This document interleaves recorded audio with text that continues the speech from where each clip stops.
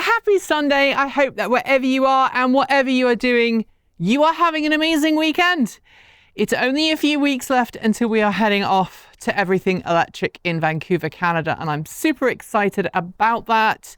But it also means that we are now officially into the period of going back to school, which is what I want to talk to you all about today. I don't necessarily mean you going back to school. I mean going back to school, your kids going back to school, and how you're going to transport them to and from school. Now, originally I had planned this for closer to the end of August, start of September, but I have friends who work as teachers in states like Arizona where they are already back at school. I know that a family member of mine is already teaching in Nevada. They're based in Nevada, so I know that some schools have already gone back. I know that the more northern states tend not to go back until later in August, beginning of September. And in Europe, of course, it's not traditional to go back in many countries until the first week of September. So forgive me if this is early for you or late for you, but I want to talk about the school run. Specifically, how do you get your kids to school? How did you get your kids to school? How will you get your kids to school? Now, depending on where you live, you may have a bus that comes and picks your kids up. I know that when we lived in the nearby large city, both of our kids, when they were still going to school, were picked up by bus and then dropped off at the end of the day.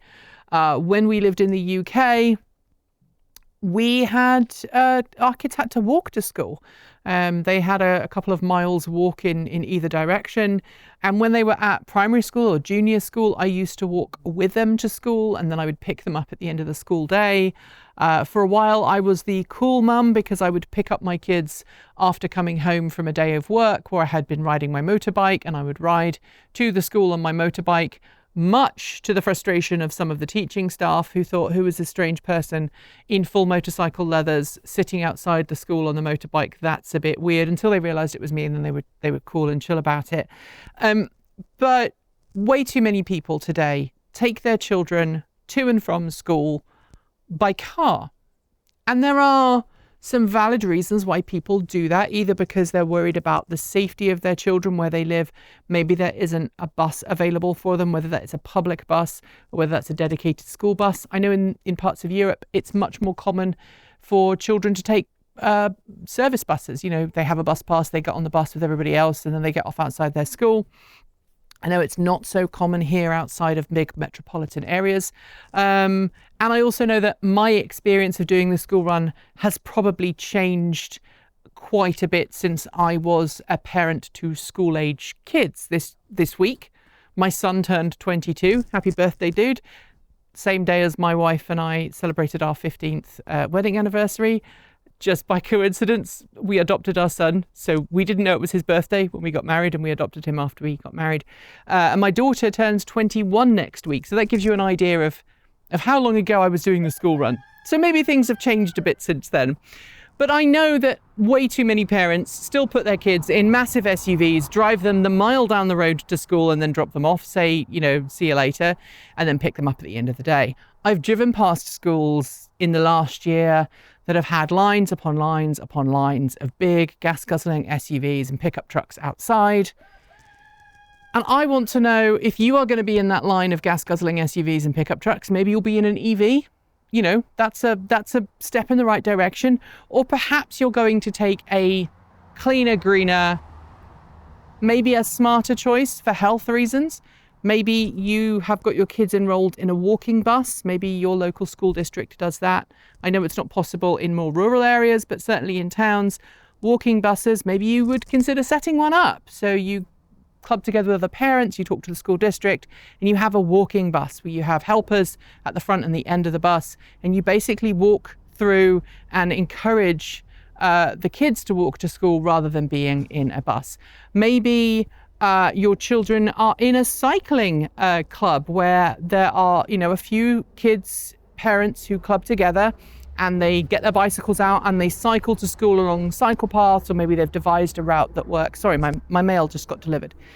I would love to know if solutions like that exist where you live, or if you're just going to have to go back. to dropping your kids off at the school in an SUV. And, you know, if you are like me, your kids are all adults and grown up, how did you do it when you did have to take your kids to school? How did you take them to school? I remember personally when I was much, much younger, how I used to get to school when I was very little was there was a bus from my farm to the local village.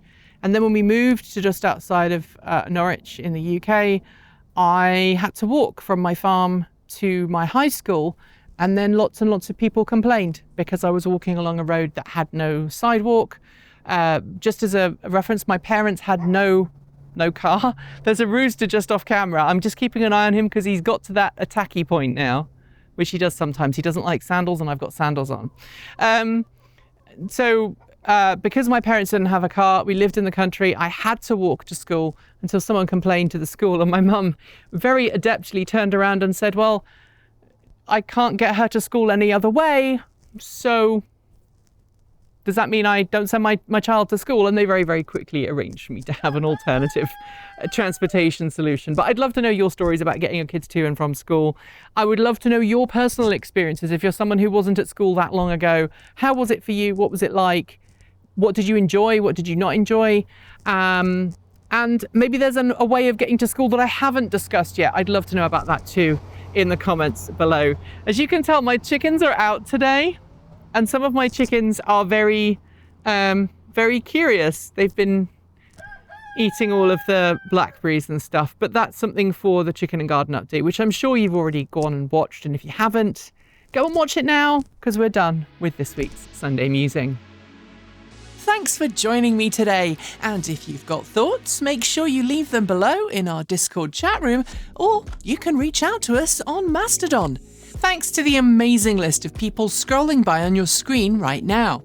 They are some of more than the 1,500 people who help fund this channel through Patreon and YouTube, covering our bills, paying our team, and making sure that we can remain 100% independent. And if you'd like to join them and see your name listed here, just follow the links below. There are a range of different tiers you can sign up for, from as little as $1 a month, or if you pay yearly, just under $11 a year. A huge welcome to our newest supporters: Olke Ward, John Le Pouvoir, World's Tallest Hobbit, John Hendricks, John Franks, Bill Lascelle, Bill Warren, Brian Curry, Amory Wong, Chris Foon, Stephen Tidy, Christian H, Mike Cooper, Casey Chapin, James Carter, Sam Yates, Kai Preshaw, Michael Ball, John Dunlop, Christian Ramusen, Matt Bullock, Karen and Jude, Mike Whirl, and Daniel. To join the list and get your shout out, become a paid Patreon member for your moment of fame. If you'd like to support us with a one-off donation, you'll find links below to make Ko-fi and Bitcoin donations, and we even have an old-fashioned PO box you can reach us at. Address also below. And if you're in need of some swag, you'll find our swag store in the down below too. This month we've got a new special t-shirt just for our trip to Everything Electric in Canada next month.